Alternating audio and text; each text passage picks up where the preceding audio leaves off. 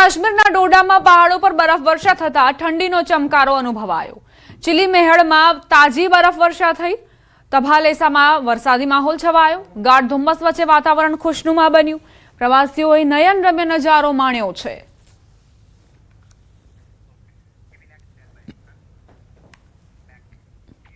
સુરતના અઠવા ગેટ વિસ્તારમાં મોડી સાંજે એક ચોંકાવનારી ઘટના સામે આવી। નશામાં ધૂત પોલીસકર્મીની કાર બીઆરટીએસ બસ સાથે અથડાઈ। અઠવા ગેટ વિસ્તારમાં બીઆરટીએસ રૂટ પર બસ નિયમિત રીતે પસાર થઈ રહી હતી ત્યારે પાછળથી આવી રહેલી સ્વિફ્ટ કાર અચાનક બસ સાથે ધડાકાભેર અથડાઈ હતી। આ કાર હંકારનાર પોલીસકર્મી નશાની હાલતમાં હોવાનું સામે આવ્યું। બસ અને અથડામણ થયા બાદ તે યોગ્ય રીતે ઊભો રહી શકતો નહોતો। સદનસીબે બસમાં મુસાફરી કરી રહેલા મુસાફરોને અન્ય કોઈ વ્યક્તિને ગંભીર ઈજા નથી પહોંચી। સ્થાનિકોના જણાવ્યા અનુસાર અકસ્માત સર્જનાર કાર ચાલક ભારે નશાની હાલતમાં હતો। એટલું જ નહીં, પોલીસકર્મીની કારમાંથી દારૂની બોટલ અને ગ્લાસ પણ મળી આવ્યો। ઘટનાની જાણ થતાં સ્થાનિક પોલીસ તાત્કાલિક સ્થળ પર પહોંચી હતી અને કાર ચાલકને કસ્ટડીમાં લઈ આગળની કાર્યવાહી હાથ ધરવામાં આવી હતી।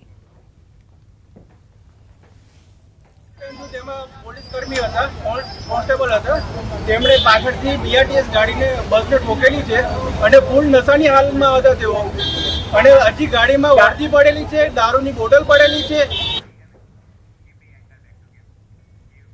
રાજકોટના ઝોનલ ઓબ્ઝર્વેશન હોમમાંથી કાયદાના સંઘર્ષમાં આવેલા 11 સગીરો લાપતા થતા દોડધામ મચી। આ બનાવ બાદ ઉચ્ચ પોલીસ અધિકારીઓ ઘટના સ્થળે પહોંચ્યા હતા। પોલીસ અધિકારીઓ દ્વારા તપાસનો ધમધમાટ હાથ ધરવામાં આવ્યો। જોકે એક બાળક પરત ફર્યું છે જ્યારે અન્ય બાળકોની શોધખોળ ચાલી રહી છે। હાલમાં કલેક્ટર પણ સ્થળ પર પહોંચ્યા છે।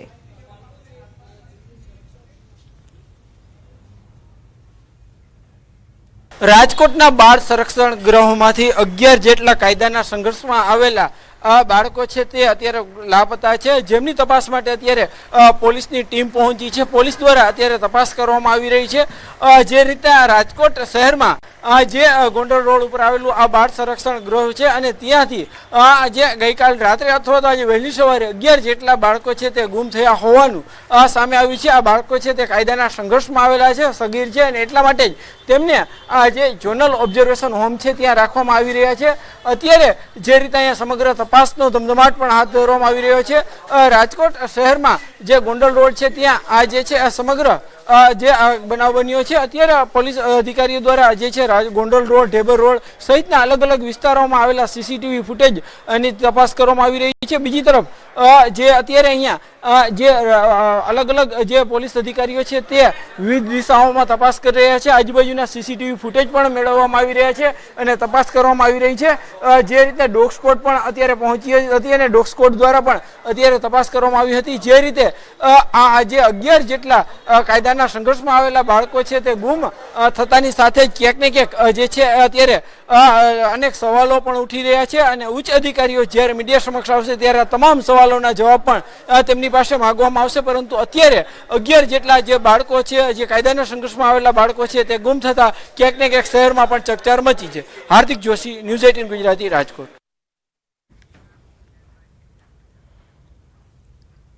સમાચાર વડોદરાથી। હાથીખાનામાં ખાખીને ખુલ્લો પડકાર। એક જ રાતમાં 10 થી 12 દુકાનોના તાળા તોડીને લાખોની ચોરીને અંજામ આપવામાં આવ્યો। સૌથી ભરચક અને ધમધમતા હોલસેલ બજારમાં ચોરી કરાઈ। દુકાનોના તાળા તોડીને ચોર દુકાનોની અંદર પ્રવેશ્યા। આરામથી લાખો રૂપિયાની ચોરીને અંજામ આપી ફરાર થઈ ગયા। વડોદરાના હાથીખાના વિસ્તારમાં તસ્કરોએ પોલીસ અને સુરક્ષા વ્યવસ્થાને ખુલ્લો પડકાર ફેંક્યો છે। શહેરના સૌથી વ્યસ્ત અને ધમધમતા હોલસેલ માર્કેટમાં એક જ રાતમાં 10 થી 12 દુકાનોના તાળા તોડી લાખો રૂપિયાની ચોરીને અંજામ આપવામાં આવ્યો। ઘટનાના સીસીટીવી ફૂટેજ પણ સામે આવ્યા છે, જેમાં ચોર નિર્ભય બનીને દુકાનોમાં પ્રવેશતા જોવા મળે છે। આ ઘટનાએ શહેરની કાયદો વ્યવસ્થા અને પોલીસ પેટ્રોલિંગ સામે ગંભીર સવાલ ઉઠાવ્યા છે। દુકાન છે, 15-20 દુકાન થયો છે, મેન રોડ ઉપર જ છે દુકાન, કેશ જ ગઈ છે બધી। સવારે 4 વાગ્યાની વાત છે, દુકાનમાં આવ્યા છે, તાળા તોડ્યા છે ને અંદર ગયા છે। જે રકમ હતી એ રકમ લઈને જતા રહ્યા છે। આશરે કંઈક 2.5 થી 3 લાખ રૂપિયાની હતી, જેમાં 12 થી 13 દુકાનોનો તાળા તૂટેલા છે એક સાથે, અને લગભગ એનો ટાઈમિંગ 3:30થી માંડીને 4:30 સુધીના છે। એમાં 3 માણસોના સીસીટીવી કેમેરામાં ફેસ નથી દેખાતા, કારણ કે આખો બાબા સૂટ પહેર્યો છે અને માસ્ક બી પહેરેલા છે। તો વડોદરામાં આ ઘટના બની છે હાથીખાના ખૂબ જ ભરચક વિસ્તાર અને ત્યાં રાત્રે 10 થી 12 દુકાનોના તાળા તૂટ્યા અને ત્યારબાદ ચોરોએ આ ચોરીને અંજામ આપીને ફરાર થઈ ગયા. સાયલા સર્કલ પાસે બ્રિજ નીચે જાહેરમાં બે પરિવારો વચ્ચે મારામારી થઈ. બંને પરિવારો વચ્ચે હિંસક મારામારી થતા સમગ્ર વિસ્તારમાં ભયનો માહોલ સર્જાયો.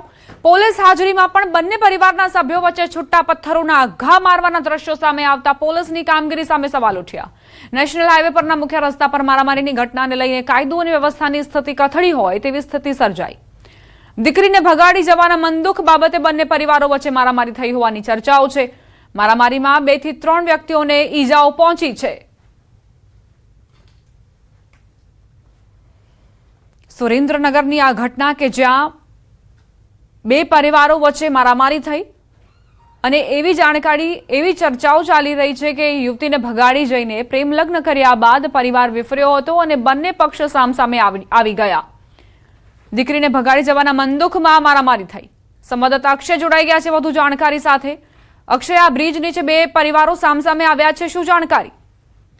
જી, ચોક્કસથી વાત કરવામાં આવે તો જે અમદાવાદ રાજકોટ નેશનલ હાઈવે પર સાયલા ગામ પાસે જે ઓવરબ્રિજ આવેલો છે તે ઓવરબ્રિજની નીચેના ભાગમાં જે છે એ આ બંને પરિવારો વચ્ચે કોઈ વાતને લઈને સમાધાન માટે અંદાજે 2 કલાક સુધી બંને પરિવારો વચ્ચે વાટાઘાટો ચાલી હતી, પરંતુ ત્યારબાદ ક્યાંક બંને પરિવારો જે છે તે ઉશ્કેરાઈ ગયા હતા અને બંને પરિવારો વચ્ચે મારામારી એ છે એ હિંસક રૂપમાં પરિણમી હતી. બંને પરિવારના જે સભ્યો છે છૂટા પથ્થરોના ઘા વડે એકબીજા પર જે છે ફેંકવા લાગ્યા હતા અને એમાં બંને પરિવારના વ્યક્તિઓ છે અંદાજે 2 થી 3 વ્યક્તિઓને ઈજા પહોંચી છે. પોલીસનો જે કાફલો છે એ ઘટના સ્થળે પહોંચવા થતા ત્યારે પોલીસનો કોઈ પણ પ્રકારનો ડર ન હોય તેમ બંને પક્ષોએ મારામારી ચાલુ રાખી હતી, જેને લઈને ક્યાંક ને ક્યાંક સાયલામાં પોલીસની જે કામગીરી છે તેની સામે સવાલો ઉભા થયા છે. સાયલામાં જે કાયદો અને વ્યવસ્થાની સ્થિતિ છે તે સાવ ખાડે ગયો હોય તેવું ચોક્કસથી હાલ લાગી રહ્યું છે.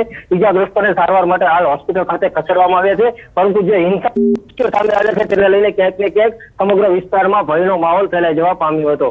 જી, આભાર અક્ષય જાણકારી આપવા માટે. પૂર્વ મંત્રી અને ધારાસભ્ય નિમિષા સુથારે ભાંગરો વાટ્યો. મંચ પર બોલતા બોલતા નિમિષા સુથાર ગૂંચવાઈ ગયા. નિમિષા સુથારે નિર્મલા સીતારમણને ડિફેન્સ મિનિસ્ટર ગણાવ્યા. નિમિષા સુથારે ફાઇનાન્સને ડિફેન્સ બનાવી દીધું. પ્રાસંગિક ઉદ્બોધનમાં નિમિષા સુથારે આ ભાંગરો વાટ્યો છે. નિમિષા સુથાર બોલ્યા, ડિફેન્સ એટલે ફાઇનાન્સ મિનિસ્ટર. વિકસિત ભારત સંકલ્પ સંમેલનમાં નિમિષાબેને આ ભૂલ કરી. આજે દેશની પહેલા ડિફેન્સ મિનિસ્ટર જે છે આપણે સૌ કોઈ જેને જાણીએ છીએ, ઓળખીએ છીએ, અને ડિફેન્સ એટલે ફાઇનાન્સ મિનિસ્ટર તરીકે નિર્મલા સીતારામન પણ નરેન્દ્ર મોદી સાહેબના કેબિનેટમાં કામગીરી કરીને પૂરા દેશને ચલાવે છે. પંચમહાલથી સમાચાર. કૃષિ મંત્રી રમેશ કટારાની આળસુ અધિકારીઓને ટકોર. રમેશ કટારાએ શિક્ષકોને ટકોર કરી. શિક્ષકો ભણાવવાનું મૂકી મોબાઈલમાં વ્યસ્ત રહે છે. આપણા વડીલો 500 થી 1000માં નોકરી કરતા. આજે સારા પગાર મળે તો પણ ભૂખ ભાંગતી નથી. સરકારી સુવિધાઓ લઈને પણ શિક્ષકો સરકાર સામે વિરોધ કરે છે. આપણા બાપ દાદાના વડીલોને પૂછો, ઉમરલાયકને પૂછો, ગામની અંદર નિશાળ નથી. નિશાળ એક ગામમાં નિશાળ હતી, ત્યાં ઓરડા નતા, નીચે બિલ ભરવા પડતો હતો અને 200 થી 500 રૂપિયા પગાર મળતો હતો. આજે પગાર, નાણાં પંચ, 8મો પંચ, 10મો પંચ, બધું કેટલું બધું પંચ મળી ગયું, તોય કદાચ ભૂખ નથી ભાગતી, તોય વિરોધ કરે. તો રાજકોટથી સમાચાર. જમાઈએ નાનાજીની છરીના ઘા ઝીંકીને હત્યા કરી. શહેરના વિમલનગર વિસ્તારની ઘટના. પત્ની સાથેના વિવાદે કરુણ વળાંક લીધો. પત્નીના ઘરે પહોંચી પ્રવીણભાઈ શાહની હત્યા કર્યાનો આરોપ છે. હુમલામાં મૃતકના પત્ની પણ ગંભીર રીતે ઇજાગ્રસ્ત થયા. હત્યા બાદ આરોપી વિવેક ગોસ્વામી ફરાર થયો. પતિ પત્ની વચ્ચે લાંબા સમયથી અણબનાવ હતો. મૃતકના પરિવારે મૃતદેહ સ્વીકારવાનો ઇનકાર કર્યો. જ્યાં સુધી કાર્યવાહી ન થાય ત્યાં સુધી ઇનકાર. મૃતકના પુત્રીએ પોલીસ પર ગંભીર આરોપ મૂક્યા. પરિવારે 22 મેના દિવસે યુનિવર્સિટી પોલીસને અરજી આપી હતી. પોલીસ દ્વારા સમયસર કામગીરી કરવામાં આવી હોત તો ઘટના ન બની હોત. યુનિવર્સિટી પોલીસ આરોપીને બચાવતી હોવાનો પણ પરિવારે આરોપ મૂક્યો.